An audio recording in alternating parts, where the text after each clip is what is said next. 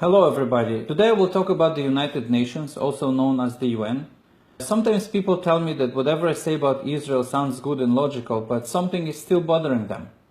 They tell me that something is still not right. If Israel is so good, then why does the UN condemn them so much? How come that Israel is being condemned more than all of the other members of the UN combined?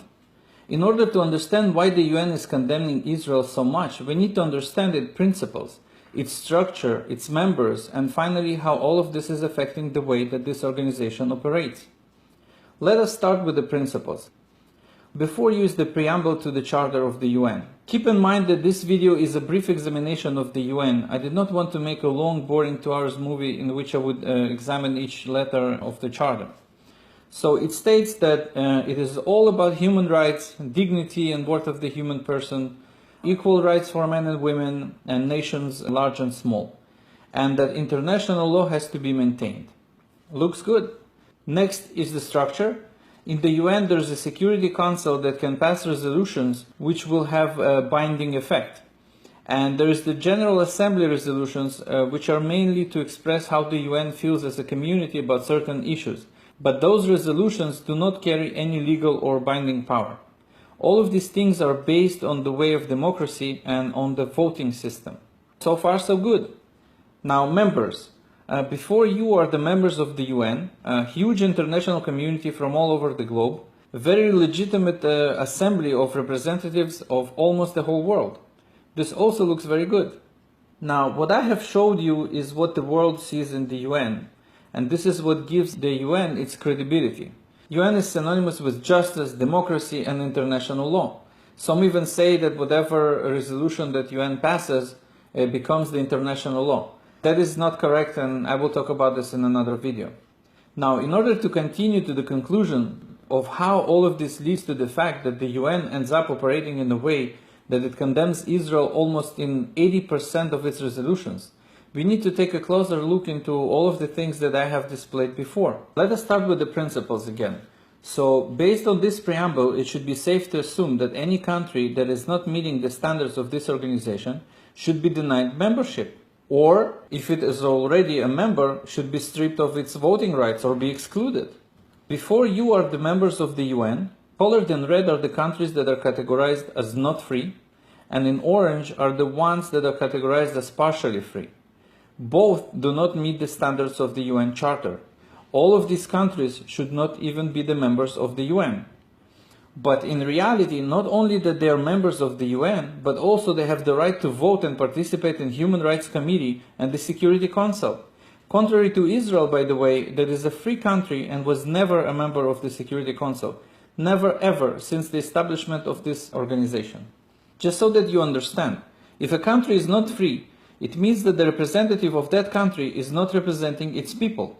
Like China, for example, their representative in the UN is speaking for billions of people, while in fact those people never gave him that right. Having a non-free country voting in the UN and pass resolutions beats the whole purpose of this organization as a democratic body. And that is not all. The Human Rights Committee is composed of mostly non-free countries. Where is the logic? It has reached a new low when Muammar Gaddafi was awarded by the UN with the Human Rights Prize. Person who was a cruel dictator, who violated the human rights of Libyan citizens. Person that supported terror and tribal warfare in many other countries. This being said, let us take a closer look at the members of the UN and check just how many enemies does Israel have. Marked in green are the member states of the Organization of Islamic Cooperation. In white are the countries that have an observer status in that organization. That is a total of 58 countries. In other words, 1/3 of the UN. Please understand that Arabs and Muslims are the sworn enemies of Israel. And given this number of their countries, it is very easy to pass votes against Israel. There could be other countries that dislike or condemn Israel for different reasons as well. UN is not pure. There is a lot of political pressure applied by these countries. For example, a country that gets oil or sells weapons to the members of the Islamic bloc may condemn Israel just to show support. However, I'm here not to discuss politics. I'm here to present the facts. And the fact is that the voting system is being abused. Same as it was abused by Hitler, who had failed to use force to get to power. He has later used democracy to get to power and then became a dictator. I would also like to draw your attention to the fact that with the exception of 5, all the rest of the members of the Islamic bloc are not free countries, which is creating an absurd situation where the United Nations, as a democratic international community, is represented in its resolutions by a bunch of countries of the Islamic bloc and are passing votes against Israel that is one of the fewer members of this organization that actually meets its standards. Another important thing is that Article 1 states that no member of the UN should invade another state. And yet, Jordan, Syria, Iraq and Egypt have openly invaded Israel many times. Jordan has occupied Israeli territories for 19 years and have received 0 condemnations for it. Egypt has occupied Gaza Strip for 19 years and have received 0 condemnations for it. In fact, during the whole defense war that Israel had with these invaders, Israel was the one that was constantly condemned for defending itself. Egypt in 1967 have openly expelled the peacekeepers of the UN from Sinai and Suez as a part of the preparation for war.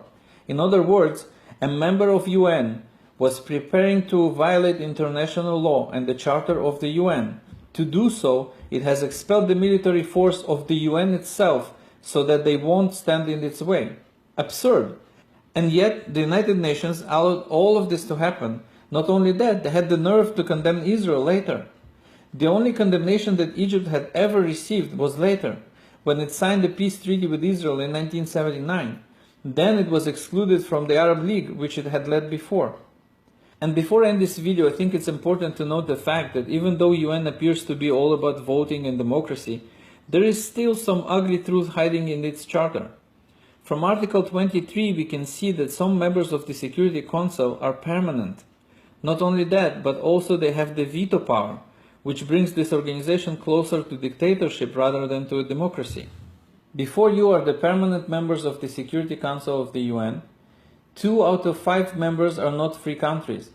This is why nothing was done against Syria when it was murdering its own people. 60 other members of UN tried to pass resolutions against it, but guess what? Russia, who is not a free country, vetoed it. China, that is not a free country, vetoed it.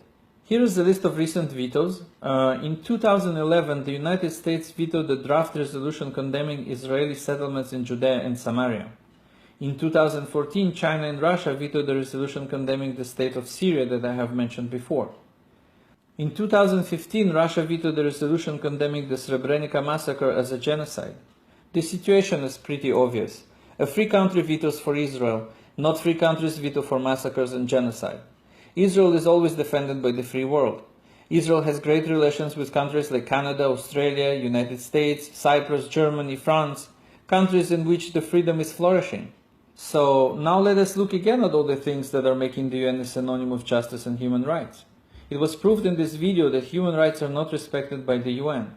Countries that are the greatest violators of human rights in the world are not only members of the UN, but also members of the Human Rights Committee itself. UN even awards dictators with human rights prizes. Equality is also not respected. Countries that discriminate women and deprive them from voting rights, or even small things like driving a car. Countries that execute homosexuals all are members of UN and they can vote. Democracy is also not respected. There are members of the Security Council that are permanent. Nothing can change that. This is a dictatorship and autocracy, especially when these members have the power of veto. Countries that are not free and that are violating the Charter of the UN have an incredible power of veto.